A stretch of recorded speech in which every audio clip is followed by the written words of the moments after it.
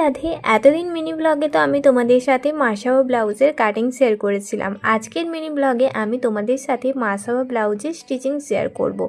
এই যে 1 নম্বর পার্ট আমি নিয়ে নিয়েছি, যেটার মেন ফেব্রিকের সাথে আমি লাইনিংটা এইভাবে অ্যাটাচ করে দিচ্ছি ভালো করে পিন দিয়ে।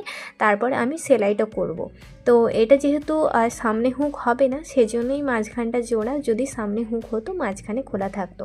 তো যাই হোক, এখানে আমি সুন্দর করে 1/2 ইঞ্চ ছেড়ে সুন্দর করে সেলাইটা করে নিচ্ছি। এই যে আমার সেলাই করা অলরেডি কমপ্লিট হয়ে গেছে। এবারে আমি পিনগুলো খুলে নিলাম। খুলে নেওয়ার পর আমি এই যে 1 নম্বর পার্টের সাথে এই যে 2 নম্বর পার্ট, যেগুলো ফুলের পাপড়ির মতন ছিল, 2 নম্বর পার্ট দুদিকে দুটো থাকবে, তার জন্য দুদিকে দুটো আমি সেট করে নিয়েছি মেন ফেব্রিকের সাথে লাইনিংয়ে। তারপর সুন্দর করে সেলাই করে নিলাম।